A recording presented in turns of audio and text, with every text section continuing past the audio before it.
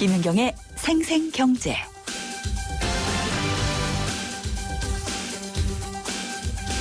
안녕하세요. 김윤경입니다. 오늘은 봄이 시작된다는 입춘입니다. 근데 정부에서 발표하는 경제 지표들을 보면은 역시 봄이 오는 것 같아요. 기온으로 표현하자면은 포근하다라고 얘기할 수가 있는데 체감하는 경기는 한겨울입니다.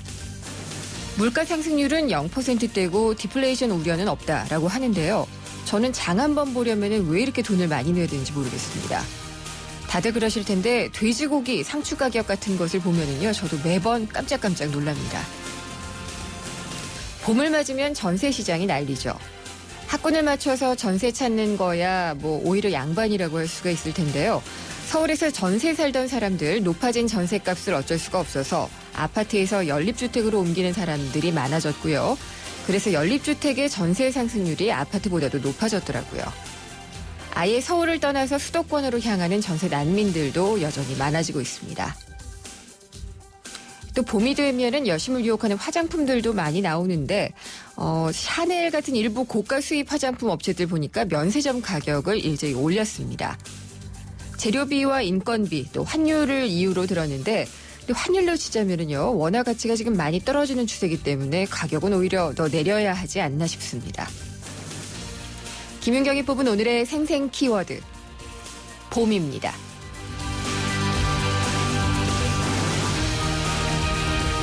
생생경제가 준비한 오늘의 경제 이슈입니다. 단말기 유통구조 개선법, 이른바 단통법 실행 이후에 한 소비자 단체가요, 통신비 너무 많으니까 이걸 절감하기 위해서 직접 단말기 유통을 하겠다고 나섰습니다. 일명 공짜 아이폰 6 만들기 프로젝트인데요. 직접 유통사가 되어서 유통마진을 소비자들에게 다시 돌려주게 되면은 공짜로 아이폰 6를 유통할 수 있다는 건데 획기적인 실험 같습니다. 근데 단통법에 걸린다는 얘기가 있어요. 그래서 2부에서 이 소비자 단체 연결해서 얘기를 들어보도록 하겠습니다.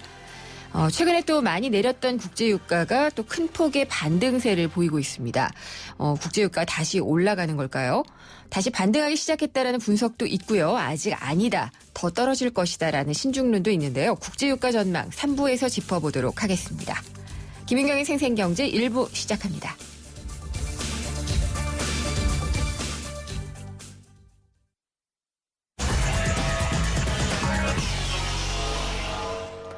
김윤경의 생생경제 베러앤디퍼런트 르노 삼성자동차 제공으로 1부 시작하겠습니다. 오늘 증시 어떻게 끝나는지 볼까요? IBK투자증권의 서동필 투자전략팀장입니다. 안녕하십니까? 팀장님 안녕하십니까? 예, 안녕하세요. 네, 안 들려서 깜짝 놀랐네요. 네, 네, 오늘 시장은 어떻게 끝났나요? 네, 오늘은 아시는 것처럼 지난 간밤에 미국 증시와 유럽 증시 모양새가 상당히 좋았고요. 네. 그 훈풍을 우리나라에도 이어졌다라고 볼 수 있겠습니다. 코스피는 10.83포인트 0.55% 상승해서 1962.79포인트에서 마감을 했고요. 네. 코스닥은 4.92포인트 0.83% 상승해서 598.23포인트에서 마감을 했습니다.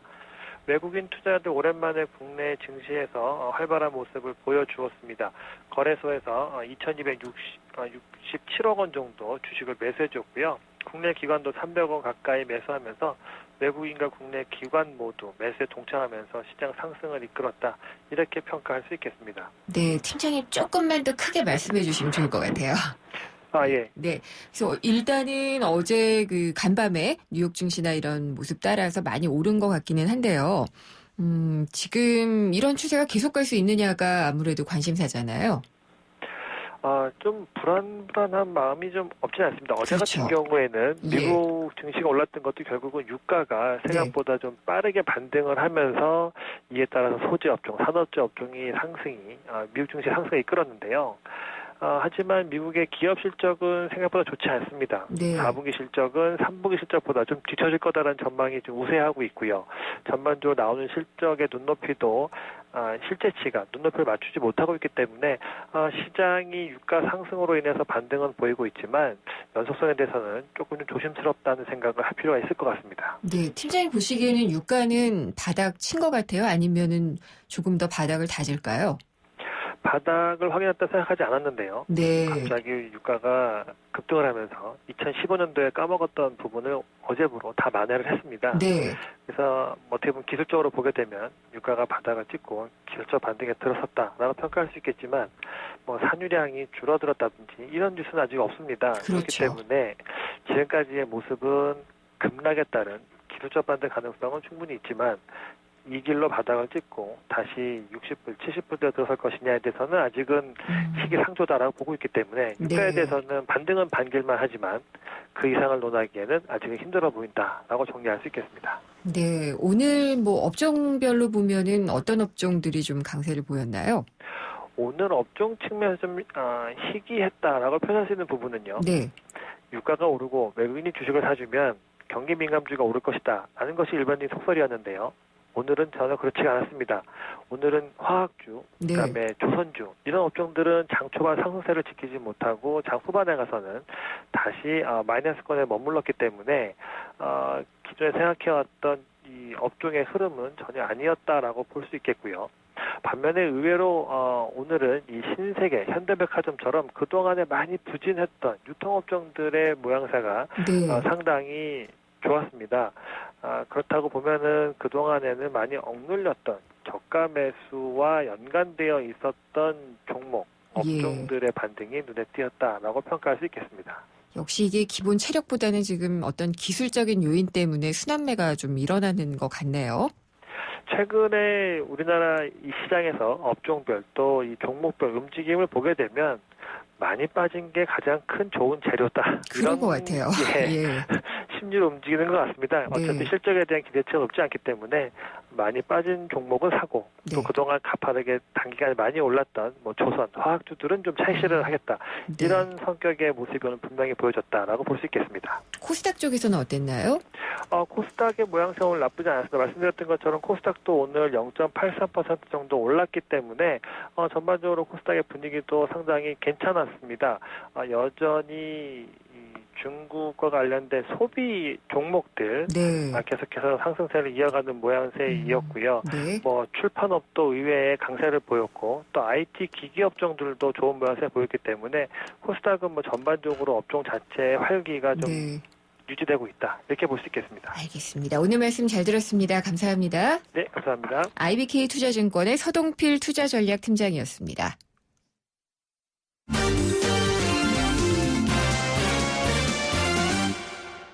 네, 오늘의 주요 경제 뉴스 정리해 보겠습니다. 한국일보 이성철 부국장입니다. 안녕하십니까? 네, 이성철 부국장님 연결됐나요? 예, 안녕하십니까? 네, 예, 안녕하십니까? 죄송합니다. 예. 네. 바쁘시죠? 네. 예. 아니, 또 바쁜 와중에 새 뉴스가 들어왔더라고요. 네. 하나외환은행 이 합병 절차에 대해서 외환은행 노조가 반대를 했던 걸 법원이 받아들였죠. 예, 그렇습니다. 이 지금 하나외환은행 합병 절차가 일단은 진행이 되고 있고, 네. 이거에 반발해서 외환은행 노조가 이 일방적인 통합에 대해서 중지해달라 네. 이렇게 가처분 신청을 법원에 냈었는데 법원이 이걸 받아들였습니다. 6월 말까지 합병 절차 진행을 중단하라 이렇게 네. 결정이 나왔습니다. 원래 이 최초에 이제 하나금융지주가 외환은행을 인수할 때 그때가 이제 2012년 12월이었는데요. 네. 앞으로 이제 그 5년 동안 두 은행을 합병하지 않고 독립법인으로 존속을 시킨다. 이렇게 그 합의가 이루어졌었습니다. 그 노조가 참여한 가운데. 그러니까 2017년 2월까지는 기존의 이제 그 합의서대로라면은 합병을 안 하는 걸로 돼야 네. 되겠죠. 근데 이제 경제 여건이 이제 어려워지고 이대로 가다가는 효율이 떨어지고 한다고 해가지고 하나금융 쪽에서 조기 합병을 추진을 했었고 금융위원회도 뭐 아직 그거에 대해서 최종 승인을 내리진 않았지만 일단은 받아들이는 쪽으로 이제 얘기들이 나오고 있었는데 외환은행 노조가 이 부분에 대해서 기존 합의각서대로 해달라. 네. 지금 합병하는 거는 기왕의 합의각서에 대한 위반이다. 이렇게 해서 지금 가처분을 낸 건데 그걸 받아들여졌고요. 그래서 법원에서는 어쨌든 지금 당장 합병하지 않으면 외환은행 생존이 위태로운 상황이라고 단정할 수는 없다. 이렇게 지금 판단을 했습니다. 네. 그렇기 때문에 일단 지금 당장 하는 거는 중단하라고 그랬고 다만 앞으로 상황이 할지 모르기 때문에 합병 절차는 6월 말까지만 중단하라 일단 이렇게 얘기를 했습니다. 그래서 그때 가서 만약에 노조가 또 한 번 뭐 가처분이라든가 이런 걸 내게 되면은 법원이 이제 또 한 번 네. 판단을 하게 될 것으로 보이는데 어찌되었든 일단 법원 결정에 따라서 합병 절차는 일단 6월 말까지 중단이 될 수밖에 없는 상태고요. 하나금융지주가 2013년 7월부터 추진을 해왔었는데 이 부분에 대한 이 합병 스케줄 자체가 상당한 차질을 빚게 되었습니다. 네, 하나금융 쪽으로서는 조금 약간 당황했을 것 같기도 해요. 상당히 당혹스러운 결정이라고 예. 지금 얘기를 지금 하고 있고요. 근데 뭐 일단 법원 판단이 이렇게 나왔기 때문에 일단은 따를 수밖에 없는 겁니다. 그래서 아마 6월 말이 되면 이제 아마 하나금융은 다시 추진을 할 것이고 네. 아마 그때 되면 또 노조가 또 가처분을 내서 법원에 다시 한번 판단을 구하는 아마 그런 식이 되지 않을까 예상이 됩니다. 네. 이게 어떻게 될지도 좀 지켜봐야지 되겠네요. 네. 현금 거래를 많이 하는 사람들에 대한 감시가 좀 강화가 된다고 하죠? 그렇습니다. 이 현금 2천만 원 이상 고액 현금 거래, 우리가 이제 네. CRT라고 이걸 부르는데요. CTR이라고 네. 하는데요. 또 그거라든가 아니면 $10,000 이상 외환 거래, 이런 부분에 대해서 금융당국하고 세정당국의 감시가 강화가 된다고 합니다. 이 금융위원회 산하 금융정보분석원이 오늘 그렇게 얘기를 했습니다. 이 국세청, 관세청, 또 검찰, 경찰, 선관위 이런 법직 집행기관들의 정보 요구에 효율적으로 대응하기 위해서 고액 현금 거래, 또 외환 거래 이런 거에 대한 활용률을 높이는 방안을 마련을 하겠다 이렇게 얘기를 하고 있는데 사실은 지금도요. 그런데 어떤 금융기관 거래를 할 때 약간 좀 불법 자금이다, 내지는 네. 자금 세탁의 징후가 있다, 이렇게 의심스러운 점이 발견이 되면은 FIU 금융위원회 산하 금융정보분석원에 보고를 하게 되어 있습니다. 그리고 네. 2천만 원 이상 고액 거래 같은 경우도 보고를 하게 되어 있는데 사실 근데 2천만 원 이상 금융기관 거래가 뭐 한두 건이 아니지 않겠습니까? 전세값이 오가면은 뭐 훨씬 그렇죠. 더 많은 뭐 돈인데요. 수천 건, 연간 수천만 예. 건이 될 텐데 그렇다고 이걸 다 들여다볼 수는 없는 거고요. 네. 다만 어쨌든 이런 고액 거래에 대해서는 좀 더 집중적으로 보고 그 중에서도 뭐 사채업자라든가 또 이 현금 거래가 많은 자영업자라든가 이런 쪽을 특별히 고위험군으로 분류를 해가지고 일종의 뭐 블랙리스트까지 아니겠지만 네. 어쨌든 예의 이쪽을 집중적으로 예의 감시하겠다, 모니터링하겠다. 그런 입장을 지금 밝히고 있습니다. 네. 이렇게 하면은 뭐 탈루되는 세금이나 뭐 이런 것들은 좀 많이 거둘 수 있을까요? 별로 이제 세금 부분도 물론 있는 네. 것이고요. 그리고 아무래도 자금 세탁이라든가 이런 것들은 당장 그거는 뭐 이제 현행법 위반이기 네. 때문에 여러 가지 주로 이제 그런 것들이 수반되는 게 탈세 거래가 있는 것이고 그렇죠. 예컨대 뭐 마약이라든가 이런 불법적인 이 수수 물품 대금이라든가 뭐 이런 것들이 관련된 거기 때문에 한 건데 아무튼 일반적으로 뭐 우리가 말씀하신 대로 전세값 뭐 전세 네. 비용 뭐 이런 것들 하시는 분들은 걱정하실 거 없는 거고요. 다만 현금 거래가 많고 그 중에서 일부 세금 탈루를 하고 있는 분들은 상당히 앞으로 조심을 해야 될 것 같습니다. 네. 그렇게 좀 많이 거래 좀 해봤으면 좋겠습니다. 근데 이 정부가 또 이 골프를 활성화하는 방안을 생각하고 있다고 하는데 네. 이게 대통령께서 한마디를 하셨기 때문이죠. 어제였죠. 이 네. 어제 대통령이 국무회의였었나요? 이제 앞에 네. 국무위원들하고 티타임 하는 자리에서 골프 문제에 대해서 이제 좀 어느 장관이 좀 풀어줘도 되는 거 아닌가? 최경환 부총리 아니에요? 최경환 부총리였던 것 같습니다. 예. 그러니까 박근혜 대통령이 뭐 그거 묶은 적 없다, 뭐 이제 이런 뜻으로 얘기를 했습니다. 네. 그래서 이게 결국은 그동안 어떤 뭐 문서로 있었던 건 아니지만 사실상 공무원들에 대해서 내려졌던 골프 금지령이 해제가 되는 것 아니냐, 이런 지금 얘기가 나오고 있고 대부분 실제로 해제령으로 받아들이고 있습니다. 사실 뭐 대통령이 공무원들한테 직접적으로 골프 치지 마세요라고 얘기한 적은 없었죠. 네. 하지만 뭐 이게 직접적으로 얘기는 안 했어도 골프를 치지 않아야 된다는 하나의 불문율처럼 이 정부 들어와서 박근혜 정부 들어와서 돼 있고 실제로 공무원들은 골프장을 안 나갔습니다. 모르겠습니다. 부적절한 시기에 나간 게 항상 문제가 되니까요. 네, 뭐 예. 가명을 쓰고 뭐 나간 예. 것들이 있을지는 없는지 모르겠습니다만은 사실상 금종령처럼 되어 있었는데 어제 그 얘기가 결국은 하나의 해제령으로 받아들여지지 않겠느냐. 지금 이렇게 해석이 되고 있고. 그러다 보니까 지금 이 골프도 하나의 이제 내수 산업으로서 네. 이 공원 골프 금지령이 결국은 이렇게 되면 이게 뭐 국영기업이라든가 이런 데도 다 연관을 주는 거기 때문에 골프장들이 굉장히 지금 위기에 처해 있고 이걸로 인해서 내수 위축이 심하고 이런 문제가 제기되니까 이거에 대한 하나의 활성화 조치로 지금 해석이 되고 있습니다. 그렇기 때문에 특히 이제 골프장 업계나 이런 데서는 이 골프 금지령뿐 아니라 골프장에 지금 매겨지는 세금이 너무 과다하다는 지금 지적들이 나오고 있기 때문에 아마 이 부분에 대한 뭐 좀 세금 경감이라든가 이런 것도 지금 정부가 생각하고 있는 것으로 알려지고 있는데 네. 다만 이게 어떻게 될지는 좀 지켜봐야 됩니다. 그 금지령이 해제됐다고 해서 지금 뭐 당장 공무원들이 골프를 나가냐 하면 뭐 그럴 것 같지는 않고요. 뭐 대통령 말 한마디에 갑자기 공무원들이 저도 어제 이 얘기 나고 나서 그 몇몇 공무원들하고 통화를 네. 해봤는데, 그렇다고 뭐 골프 지금 당장 나갈 수 있겠습니까? 얘기하는 공무원들이 대부분이었습니다. 아마. 그 해제령으로 받아들이는 부분도 있고요. 네. 이 감세, 골프 감세라고 지금 벌써부터 얘기가 되고 있잖아요. 네. 그러니까 이 부분이 가지고 있는, 지금 한쪽에서는 증세를 해야 된다고 하는 판에, 특히 이제 골프 같은 경우에는 아직도 사회적 정서적 거부감이 좀 있는 측면이 있지 않습니까? 네. 부자들의 스포츠다, 뭐 여기에서 뭐 그 간접적인 뇌물 수단이다, 뭐 이런 지적들이 있는 상태에서 골프장 세금을 과연 깎아주는 것, 이것이 국민들 눈에 어떻게 비춰질지 이 부분도 하나의 또 이 걸림돌로 작용할 가능성이 그렇겠죠. 있습니다. 잘 들었습니다. 감사합니다. 네, 고맙습니다. 한국일보 이성철 부국장이었습니다. 우리 집 통신 대표 번호 101. TV지를 101로 인터넷을 101로 홍보이도 101로 모두 가입해 CCTV 맘카도 101로 함께 101. 우리 집 통신은 101로 모두 다 해결해요. LG U+. 생생경제 일부 지금까지 함께 하셨습니다. 통신비, 뭐 이제 단말기 가격도 그렇고 서비스 가격도 그렇고 많이 내는데 특히 이제 단말기 가격은 단통법 이후에 상당히 좀 많이 늘어났습니다. 그래서 한 소비자 단체가 이 비용을 좀 절감하고자 직접 단말기 유통을 하겠다고 나섰는데요. 프로젝트 이름은 공짜 아이폰 6 만들기입니다. 그래서 이 유통 마진을 소비자들에게 주겠다. 그렇게 되면은 결국은 공짜로 아이폰 6를 구입할 수 있게 된다는 건데 이게 또 이 법적인 문제가 논란이 되고 있습니다.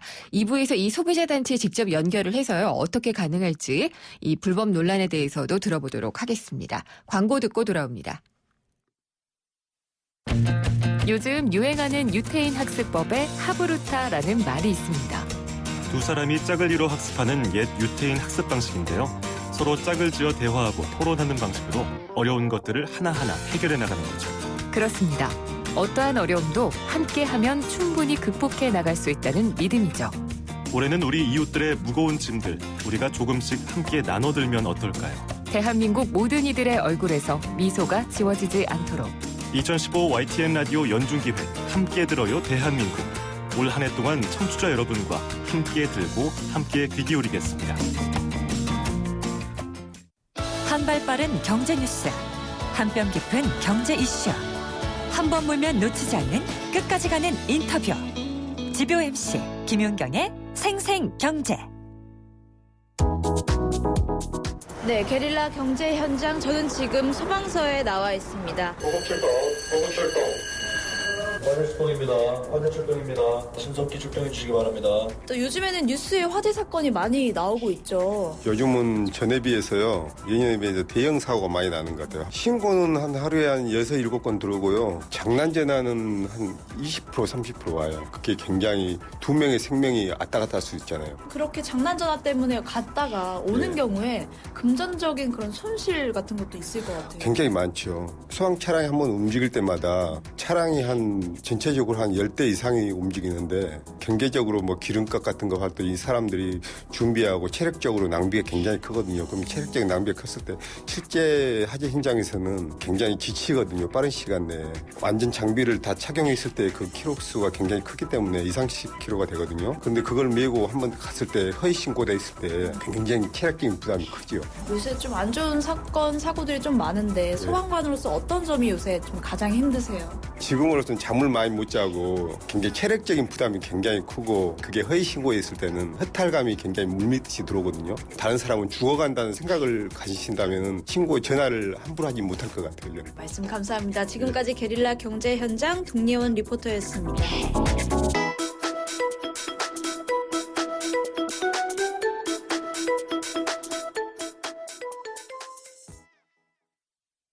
유병재의 연비제력 팁 하나. 연비의 기본은 차량 경량화, 조수석을 없애 무게를 줄여주세요. 근데 여친 생기면 단 아이서티 디젤이라면 무시하셔도 좋습니다.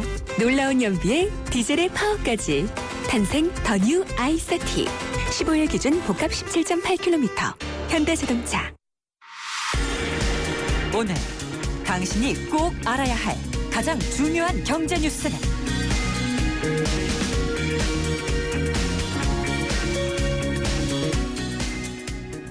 공짜 아이폰 6 프로젝트. 소비자 주도의 유통 가능해지나입니다. 이 세상의 베이스가 되다 포스코 협찬으로 김윤경의 생생경제 2부 함께하고 계십니다. 단통법 이후 지금 4개월 정도 지났죠. 근데 소비자들의 혼란은 여전한 것 같습니다. 이 얼마 전이라고 얘기를 해야 될까요? 아식스 대란, 그러니까 이 불법 보조금 때문에 있었던 아이폰 6 대란이 대표적인 예라고 할 수가 있을 텐데요. 이런 가운데 한 협동조합의 움직임이 주목을 받고 있습니다. 공식 명칭은요, 공짜 아이폰 6 16기가 프로젝트입니다. 그러니까 합법적으로 소비자들에게 페이백, 돈을 돌려줘서 단말기 유통에 직접 참여할 수 있도록 하고 더 낮은 가격에 거의 공짜로 구입할 수 있도록 하겠다는 겁니다. 그래서 이게 그렇게 되면은 소비자들로서는 상당히 이익이 되는데 단통법 위반이다 아니다라는 논란이 조금 되고 있습니다. 그래서 이것을 어떻게 봐야지 될지 직접 이 프로젝트를 진행하고 있는 전국통신소비자협동조합의 이용구 이사 연결해서 자세히 들어보도록 하겠습니다. 이사님 안녕하십니까? 예, 안녕하세요. 네. 공짜 아이폰 6라니 저는 두 눈이 반짝 뜨이는데요.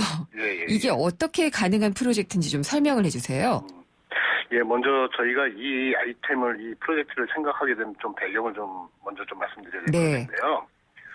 미국의 조나단 프리킨이라는 미국 최고의 비즈니스 전문 변호사가 계세요. 예. 예, 이제 그분이 쓰신 책이 고객이 열성 주인이 되는 소셜 네트워크 시대라는 책이에요. 네. 고객이 열성 주인이 되는 거죠. 이 소셜 네트워크 시대에. 예, 여기서 저희가 착안을 해가지고 우리 통신 소비자가 직접 유통에 참여해가지고 돈 10,000원씩 내가지고 유통점을 차리면은 그 판매 이익을 우리 소비자들이 협동조합이라는 제도를 이용해가지고 다 같이 나눠 가질 수가 있잖아요. 합법적으로요. 협동조합 기본법에 따라가지고. 네. 협동조합이라는 거는 이제 공동의 이익을 만들기 위해 가지고 소비자들이 뭉쳐서 만들어진 창출된 이익을 다 같이 나눠 갖는 게 협동조합 제도의 본질이기 때문에. 네. 이 제도를 이용하려면 충분히 아이폰 6도 우리 소비자들이 공식 판매 지원금하고 그다음에 이 생각을 했을 때는 중고폰 선보상 제도가 또 있었어요. 34만 원을 또 지원받고. 네. 그리고 판매 장려금까지 이제 소비자들에게 나눠줄 수 있다 그러면은 충분히 아이폰 6가 무료폰이 될 수 있다라는 저희 생각에서 이제 저희 이 프로젝트를 기획하게 됐습니다. 그러면은 공식적으로 받는 지원금 이거는 정해져 있고요. 예, 그렇죠. 그다음에 판매점, 대리점들이 받고 있는 이 판매 장려금, 리베이트라고도 하잖아요. 예. 요거를 받았을 때 이제 대리점이 챙기는 게 아니라 이 대리점이 협동조합이니까 협동조합의 조합원들에게 그대로 돌려준다는 개념인 거죠. 그렇죠. 조합원이 곧 주인이기 때문에 그 주인이 이익을 갖는 것에 대해서는 누구도 말을 못 하잖아요. 그렇긴 하죠. 근데 그러면은 지금 한 70만 원 이상 정도 되는 것 같아요. 아이폰 6 16기가 정도면은요. 예, 그렇습니다. 근데 이게 그러면은 공시 지원금, 그러니까 보조금이죠. 그거가 얼마가 되고, 그다음 판매 장려금이 어느 정도가 돼서 소비자들에게 그러면 결국 아이폰 6에 지불하는 비용은 얼마 정도가 되는 건가요? 공시 지원금이 지금 요금제에 따라가 지금 좀 틀린데요. 네. 최저 17만 4,800원에서 최대 34만 5천 원까지 지금 공시 지원금을 주게 돼 있고요. 네. 그다음에 이제 판매 장려금 같은 경우도 이제 통신사 정책에 따라 틀려지는데 최소 20만 원에서 30만 원 정도 지금은 이제 지금 판매 장려금으로 지금 책정이 돼 있는 걸로 지금 알고 있어요. 예. 예, 그래서 저희 통신 소비자 협동조합에서는 최소 20만 원은 소비자들에게 돌려주고 나머지 한 10만 원 정도는 조합원들이 이제 홍보 활동이나 이런 것들에 따라 가지고 합법적으로 실적에 따라 가지고 이제 저희가 나눠주는 이제 그런 방법을 저희가 생각을 했습니다. 네, 그러니까 이제 전혀 돈을 안 내게 되는 결과적으로 공짜도 가능한 거고, 그러니까 소량의 그렇죠. 소액을 부담하는 구조로 아이폰 6를 구매할 수 있도록 하자는 프로젝트네요. 예, 그렇습니다. 네, 협동조합이 판매점이 되는 것, 이거는 뭐 인가를 받아야 되는 사항 아니에요? 저희가 그래서 사전 등록제라고 있어요. 판매점 네. 사전 등록제. 예. 예, 그래서 저희가 그 절차를 다 밟았습니다. 그 어디다가 밟아가지고. 어떻게 받으면 돼요? 한국정보통신진흥협회라고 있어요. 네. 이거를 이제 주관하는 단체인데 그쪽에다가 저희가 사전 승낙 신청을 했고 그쪽에서 저희 사무실까지 와가지고 직접 실사를 해가지고 판매점 승인을 다 해줬습니다. 아, 그러니까 승인은 된 거네요? 예, 그렇습니다. 그러면 협동조합에 가입하려면 조합원들은 어느 정도나 돈을 내고 가입을 하나요? 조합원들은 일단 참여 의식이 있어야 되니까 네. 출자를 해야 되니까는요. 평생 만 원씩만 출자를 하시면 되고요. 예. 그리고 이제 저희가 지금 만들어 놓은 쇼핑몰이 있어요. 네. 그 쇼핑몰에 정식으로 이제 회원 가입하시면 됩니다. 지금 그러면은 이 프로젝트가 일단 판매점으로 승인을 받았기 때문에 시작이 된 거라고 볼 수가 있는데요. 예, 그렇죠. 지금 출자자를 지금 모으고 있는 단계죠. 예, 어느 정도 이게 법적인 논란은 혹시라도 없을지 변호사에게 자문은 구하셨어요?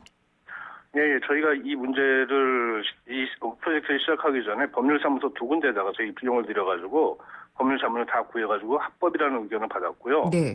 그리고 또 이 의견을 또 기초로 해가지고 방송통신위원회에다 저희가 정식으로 공문을 보냈어요. 이거 네. 유권 해석을 좀 해주십시오. 이 단통법이 위반이라는 의견이 있고 그다음에 협동조합 기본법에 따라 가지고 정상적인 협동조합 활동이라는 의견이 있는데 방송통신위원회에서는 어떻게 생각하십니까? 네. 라고 저희가 질의를 했는데 방통위에서 2가지를 답변을 보내줬어요. 한 가지는 뭐냐면 일단 판매점 등록을 해라 예. 라는 얘기고 두 번째는 이 페이백을 조합원의 가족들이나 친척들에게까지 해주지 말고 조합원 개인에게만 해줘라. 이렇게 답변이 왔습니다. 그 두 가지 들으면은 단톡법 위반은 아니라는 얘기네요? 아니라는 이야기죠. 그리고 이 의견이 시장조사과 전원의 의견이다라고 그렇게 얘기를 했었습니다. 그래요? 그러면 예, 어쨌든 지금 방통위에서 온 내용으로는 문제가 없다라고 하는데 오늘 아침에 저희가 정식으로 공문을 받았어요. 예. 근데 오늘 아침에 기사를 보니까요. 단통법 위반이라고 방통위에서 얘기를 해서 이 공짜 아이폰 6 프로젝트가 막혔다라는 기사를 봤거든요. 예, 저희도 그 기사 보고 좀 깜짝 놀랐는데요. 네. 저희가 이 프로젝트를 준비하는 과정에서 저희 조합 사무실에 네. 한국정보통신진흥협회 직원이 한 분 오셨어요. 아까 그 판매점 승인 내줬다는 단체요? 예.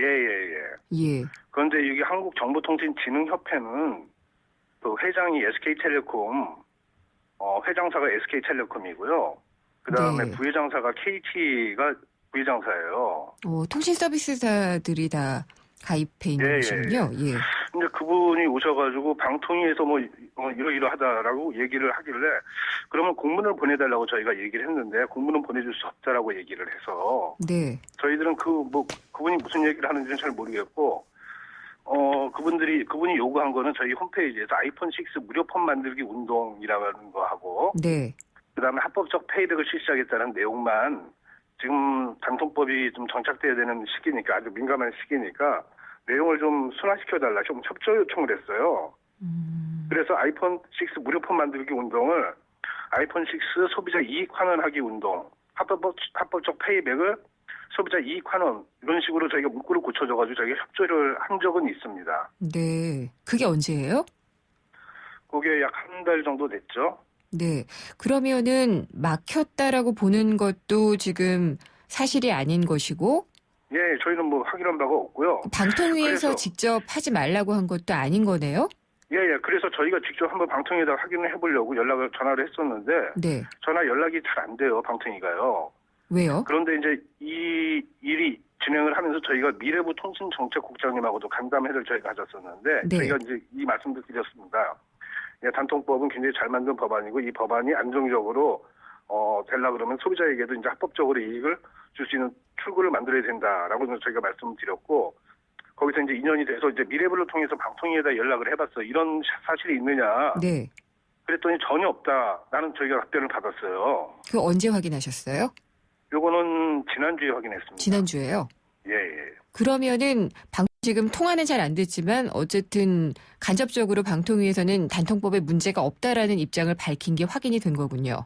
예, 그렇습니다. 그럼 그냥 진행하시면 되는 거예요? 예, 저희는 그래서 지금 진행을 하고 있고요. 네.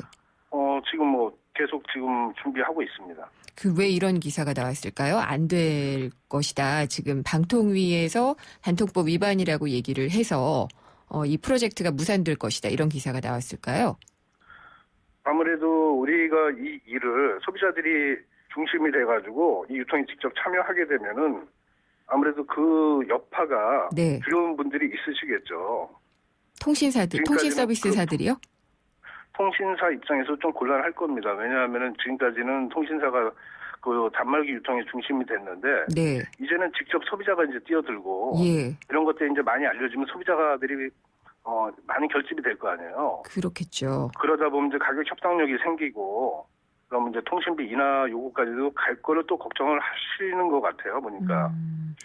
그러면 지금 이 공짜 아이폰 6 프로젝트 알고서 많이 가입하셨을 것 같은데 몇 명 정도나 지금 참여하고 계신가요? 예, 저희가 지금 언론에는 지금 전혀 홍보를 하지 않았고요. 지금 네. 어제부터 지금 조합원들을 보았는데 한 300명 정도 지금 모이셨어요. 300명 정도요? 예. 네. 가입비라는 것은 그러면은 이제 최소한 뭐 10,000원 정도 내시면은 저희는 1만 원 이상은 안 받고요. 그냥 네. 10,000원만 받습니다. 10,000원만 받고 있어요. 예. 그리고 10,000원을 내고 자기 가게를 하나 운영한다고 생각하시면 돼요. 네. 근데 이제 이 전국 통신 소비자 협동조합이요. 예전에부터 있었던 협동조합이잖아요. 예, 그렇습니다. 이것만 하는 것은 아닐 텐데 다른 일들도 하시고요. 저희들은 이제 소비자 운동을 좀 많이 했고요. 예. 이제는 앞으로 통신 소비자 협동조합 플랫폼을 이제 저희들은 이제 그 생각이에요. 소비자들에게 이제 합법적으로 비용을 나눠줄 때는 명분이 있어야 되잖아요. 예. 그래서 이제 저희들이 조합원들한테 돈을 나눠줄 때는 조합 홍보 활동비로 저희가 나눠줄 거예요. 네. 그래서 조합원들이 자기 가게를 홍보할 수 있게끔 이렇게 만드는 거고 거기서 생긴 이익을 이제 나눠주는 건데 그 이익이 생기는 그 근원도 뭐냐면은 뭐 통신 가지고만 하는 것이 아니라 뭐 우리 쇼핑몰을 만들어서 그 안에서 뭐 책도 팔고 뭐 다른 것들도 핸드폰 액세서리도 팔고 해서 이제 만들어진 이익을 가지고 네. 조합원들에게 나눠줘가지고 그거를 갖다 이제 통신비를 해결할 수 있게끔 해가지고 근원적으로는 우리 통신 소비자들이 통신비 문제를 근본적으로 좀 해결할 수 있는 방안을 저희가 생각을 하고 이 프로젝트를 만든 겁니다. 네. 근데 어떻게 아이폰 6만 하셨어요? 이제 아이폰 6가 좀 상징적인 좀 의미가 있고요. 아이폰 6만 네. 하려고 했던 게 아니라 예. 아이폰 6를 필두로 해가지고 뭐 삼성전자나 LG전자 휴대폰도 이제 같은 방식으로 저희가 같이 준비하고 있었습니다. 아, 준비하고 계시고요. 예.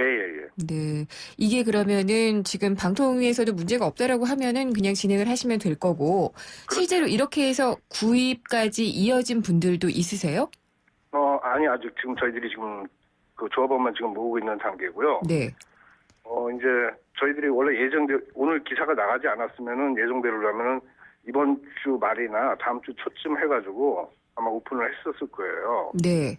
예, 그런데 이제 이런 기사가 나가가지고 이제 조금 통신사들이 이제 스스로 이제 몸을 좀 사리는 그런 경향이 좀 있는 것 같아요. 그래요? 그러면은 조금 미뤄지게 되면 언제부터 아이폰 6를 이렇게 구입할 수 있게 되나요? 이런 합법성 문제가 해결이 먼저 좀 돼야죠. 네. 합법성 이게 지금 지금 언론에 나가지고 지금 논란이 됐으니까 이 부분을 보다 명확하게 해놓고 이 프로젝트를 진행을 해야 될 것 같습니다. 네, 알겠습니다.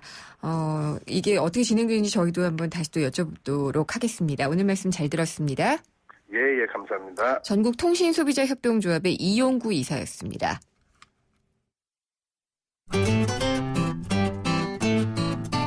생생경제를 다양하게 만나는 방법. YTN 라디오 앱 예스와 웹사이트 김윤경의 생생경제 또는 트위터 YTN_이코노미로 실시간 듣기와 다시 듣기를 하실 수 있고 방송 내용에 대한 문의와 의견을 주실 수 있습니다.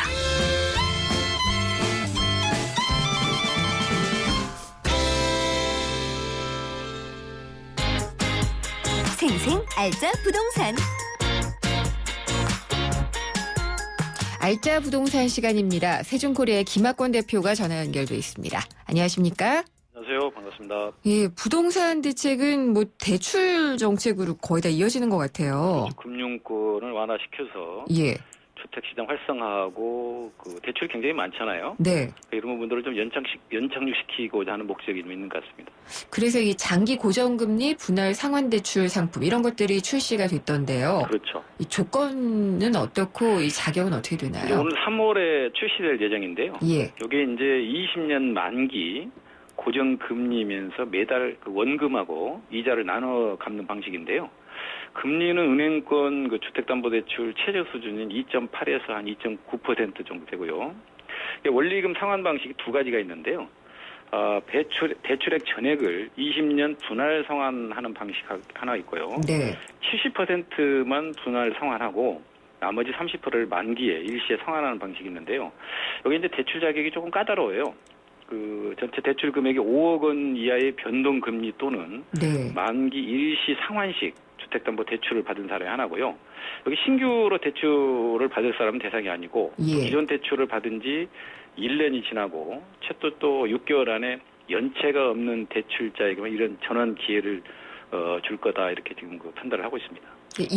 이를테면 이게 환승론 같은 거죠? 그렇죠, 그렇죠. 이게 예. 이제 어떤 상황이 올 거냐면 이제 예를 들어서 미국 같은 데서 금리를 올리면은 네. 우리도 이제 지금 변동금리로 된 사람들은 상당히 금리가 올라갈 가능성이 있단 말이에요. 그렇죠. 이렇게 대출받은 사람들이 굉장히 부담을 느낄 수가 있는 거죠. 그래서 여러 가지 상황에서 그런 사람들 유지를 시키고 또 주택시장에 수요자를 진입시킴으로써 주택시장 정상화를 깨우자 이런 취지가 있는 것으로 보여집니다.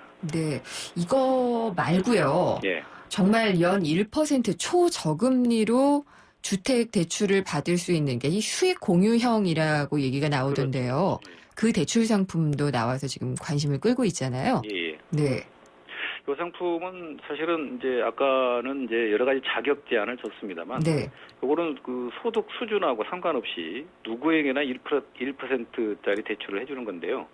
여기 이제 대출 기간이 7년이에요. 네. 근데 이게 조금 우리가 이제 공유형 모기지 상품들을 한 2, 3년 전에 내놨잖아요. 그게 상당히 좀 인기를 끌었는데 여기 이제 7년 후에는 주택 가격이 상승을 하면 네. 상승하는 분에 대해서 은행하고 나눠 갖는 방법인데요.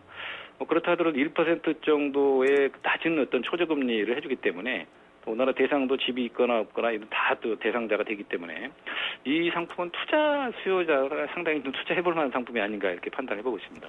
좀 여건이 괜찮고 연봉도 좀 어느 정도 있으셔서 빚 감당도 가능하고 이런 분들이 전세 안 살고 집 사라 이렇게 유도를 하겠다는 거죠. 없죠. 그렇죠. 지금 전세값은 뭐 계속 올라갈 가능성이 있거든요. 네. 전세 물량이 워낙 줄어들고 있는 데다가 또 전세가율이 뭐 80% 지금 육박하는 데 굉장히 네. 많으니까 이참에 집을 사라. 그 측면이 굉장히 강한 측면도 있고요. 예. 아까도 언급했습니다만 이제 우리나라 그 가계부채가 지금 1,000조가 넘었잖아요. 그렇죠. 이게 이제 가계부채가 부실화가 되면은 정말 그 내수 악화가 지금 굉장히 심화될 수가 있는 건데 우리나라 경제 성장률이 3.5% 이하로 지금 밑두고 있잖아요. 네. 그러니까 내수가 강하지 않으면 경제 성장률이 떨어질 수도 있다 이런 판단을 좀 하고 있는 것 같고 또 하나는 이제 금융권 전체가 부실해질 경우 상당히 좀 우리나라 전체 경제에도 굉장히 악영향을 끼치지 않습니까? 그런 측면에서 가계부채 연착륙을 좀 시도하는 측면이 상당히 크다 이렇게 볼 수가 있겠습니다. 네. 연착륙을 시도를 한다는 것은 그러니까 어쨌든 간에 빚을 내서 사기는 하지만 예. 그 빚이 부실화되지 않도록 상품을 설계했다 이런 말씀이시죠? 그렇죠, 그렇죠. 이게 이제 네. 이걸 어떻게 보면은 정부도 상당히 이제 부담이 되는 상품이긴 해요. 예를 들면 정부가 이게 많이 부담되는 것 굉장히 같아요. 많이 되죠. 이제 이거 뭐 은행들이 이렇게 초저금리로 해주는데 은행들이 손해를 절대 안 보잖아요. 그렇죠. 그러니까 뭐 예를 들어 마이너스가 된다 그러면 은행에서 정부에서 보존을 해주는 그 상품이 되는데 뭐 어쨌든 간에 이제 요 모든 상품 이런 것들을 상품을 기획했을 때는 어느 정도 이제 주택 시장이 저점에 왔기 때문에 어느 시점에 되면은 주택 시장이 좀 더 회복을 돼서 가격이 좀 상승할 가능성이 있다. 이런 이제 판단이 좀 정부에서도 쓸 것 같아요. 또 그래야지만 이 상품은 또 빛을 발할 수가 있기 때문에 그래서 그런 상황이 전개될 거다 하는 그 상황에서 이런 상품을 내놓은 걸로 판단을 하고 있습니다. 7년 이후에 예. 수익이 나면은 뭐 쉐어를 공유를 하면 되는데 그렇죠. 수익이 안 나고 집값이 떨어진다면은요. 예. 그럴 경우도 사실은 가능성을 봐야 되잖아요. 이게 이제 뭐가 문제가 되냐면요. 예. 7년 후에 네. 예를 들어서 이게 실수요자가 집을 샀을 경우 이 사람은 또 그 집에서 계속 또 살아야 될 가능성이 높잖아요. 네. 그러면은 이제 집값을 이제 평가를 할 거 아닙니까? 그렇죠. 그러면 여기서 프리미엄이 집값이 한 1억 정도 올랐다. 그러면 50%를 이제 은행하고 나눠 먹어야 되는데 50%를 내놓으면 5천만 원을 내줘야 되잖아요. 그렇죠. 그러면 그 부분은 이 집을 산 사람은 거기서 계속 이제 거주를 희망한다 하면 또 그 부분 5천만 원에 대한 부분을 어디서 차용을 하든지 예. 어디서 만들어서 그 돈을 또 줘야 되는 부담감이 있을 수가 있죠. 그래서 실수요자가 1%대 때문에 그 7년간이라는 거는 안전하게 어떤 집을 거주할 수가 있겠습니다만 그 이후에는 그러면은 그런 부담이 생긴다면 또 이사를 해야 되는 부분도 있기 때문에 실수요자도 상당히 유리할 수 있는 그 측면이 있습니다만 좀 자금이 있는 사람들이 좀 투자를 해볼 만은 하지 않겠나 이렇게 보입니다. 네. 그렇게 사가지고 그걸 또 뭐 전세로 내놓는다면은 전세난 해결에는 좀 도움이 되겠지만 어쨌든 그 실수요자가 샀다가 이걸 다시 또 7년 후에 팔게 되거나 뭐 이렇게 되면은요. 예. 본인도 약간 좀 손해를 보는 느낌이 있을 수도 있고 예. 시장에도 별로 도움이 안 될 수도 있지 않을까 이런 생각이 그런 들어요. 게 이제 물론 그 상품들이 많지는 않아서 네. 이제 이렇게 이제 지역을 또 국한시켜놨잖아요. 그렇죠. 그래서 인구 몇십만 이상 되는 대도시 이렇게 국한을 시켜놨기 때문에 아까도 언급했습니다만은 이런 적들이 이제 그 도심에 있는 집들은 집값이 아주 하락 가능성이 많지는 않거든요.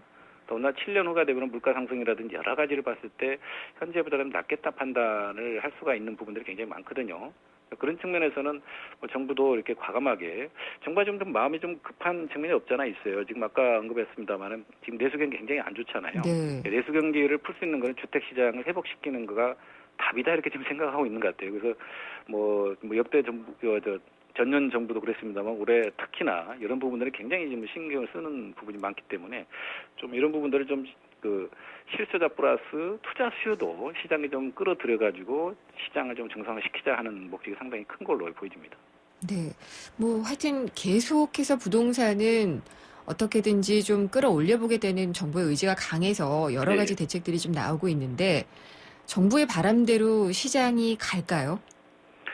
그게 이제 지금 현재 주택담보대출 금리가 3.5%, 4% 되거든요. 예. 근데 이제 최저금리 1%짜리 2%가 나오면 거기서 사실은 신규 주택을 사는 사람도 생길 거고 또 그 평양 확장 수요도 생길 거라고 생각되거든요. 네. 그렇게 되면은 아무래도 거래는 좀 늘어날 걸로 보여지고요. 그다음에 아까도 방금 말씀드렸지만 1% 수익 공유형 그 대출 상품은 투자 수요를 시장에 끌어들이는 어떤 의도가 있기 때문에 아마도 여러 가지 지금 전체 어떤 규제라는 것들은 거의 다 풀렸잖아요. 네. 이런 측면에 봤을 때는 더군다나 이 금융을 대출 금리를 많이 낮춰줌으로써 시장에 진입하려는 수요가 상당히 좀 대기를 하고 있는데 이 사람들한테 부담을 덜어줄 수가 있기 때문에 더군다나 또 신규 분양 시장이 상당히 지금 많이 활성화돼 있잖아요. 네. 그런 측면에서 보면은 단기간에 이렇게 집값 거래가 되면서 좀 활성화될 가능성이 좀 있다 이렇게 보여집니다. 그리고 지금 좀 뜨거운 곳 중에 하나는 위례 신도시잖아요. 그렇죠. 공공 아파트에서 지금 민간 아파트로도 첫 입주를 시작하게 됐는데 예. 여기는 지금 상황 좀 어떤가요? 여기 이제 민간 아파트가 2012년에 첫 민간 아파트 분양을 했거든요. 예. 여기 이제 그 서울 송파 지역에 분양을 했는데 여기 평양대가 위례 신도시는 민간이 분양한 거는 전용면이 25.7평 이상만 있거든요. 네. 그러니까 25.7평 이하는 없습니다. 그런데 저희가 좀 조사를 해보니까 그때당 2012년도에 분양했던 분양가가 평당가가 한 1,800만 원대 했거든요. 네. 근데 지금 프리미엄이 한 7천만 원 정도 올랐다고 그러니까 평형별로 조금 차이는 있겠습니다만 3.3제곱미터당 150만에서 한 200만 원 정도. 작년에 분양했던 그 이대 신도시의 분양가하고 그다음에 프리미엄, 분양권 전매 프리미엄이 합치면 한 그 3.3제곱미터당 2천만 원에서 한 2,100만 원 정도 했거든요. 하고 있거든요. 그 정도 수준의 지금 거래가 뭐 저희가 그 부동산에 직접 전화 인터뷰를 해봤는데 그 물건이 그 입주 물량이 이렇게 이번에 549세대밖에 안 되거든요. 네. 입주 물량이 이렇게 많지 않아서 그런지 매물로 나와 있는 물건들은 많지 않고 나와 있는 물건들도 이렇게 이제 입주가 끝나면은 또 가격이 조금 오를 것 같아서 매물을 조금 걷어들이고 있는 상황이다 이렇게 볼 수가 있겠습니다. 예, 오늘 말씀 잘 들었습니다. 감사합니다. 예, 감사합니다. 세종코리아의 김학권 대표였습니다. 해피 쉐비 뉴 이어. 온 가족이 모이는 설 연휴. 쉐보레와 함께 기분 좋은 귀성길 되시라고 2월 한 달 쉐보레를 구입하는 모든 분께 최대 120만 원의 풍성한 할인 혜택을 새해 선물로 드립니다. 전시장 및 홈페이지 참조, 일부 차종 제외. Chevrolet, find new roads. 시흥 105신도시의 세 번째 호반이 찾아옵니다. 교육, 교통, 쇼핑, 자연을 한 번에 누리는 중소형 대단지 브랜드타운. 26년간 집에만 집중해온 주택 전문가의 노하우를 만나보세요. 시흥 105신도시 호반데르디움 3차. 2월 초 오픈 예정. 문의 1566-0220 호반건설. 내리기만 했던 국제유가가 다시 좀 반등을 하는 것 같습니다. 특히나 이 국제유가가 한 달 만에 최고치로 치솟으면서 오래 까먹었던 분량들을 다 채웠다고 하는데 다시 바닥을 다지고 반등하는 것이냐 아니냐라는 그 의견들이 엇갈리고 있습니다. 3부에서 국제유가 전망을 자세히 짚어보도록 하겠습니다. 궁금한 점이나 문자, 의견 있으면 유료 문자로 보내주시면 됩니다. 짧은 문자는 50원, 긴 문자는 100원이 부과되는 휴대전화 우물정의 0945번 또는 YTN 라디오 앱 예스를 통해서 남겨주시면 됩니다. 4시 뉴스 듣고요. 생생경제 3부에서 뵙겠습니다.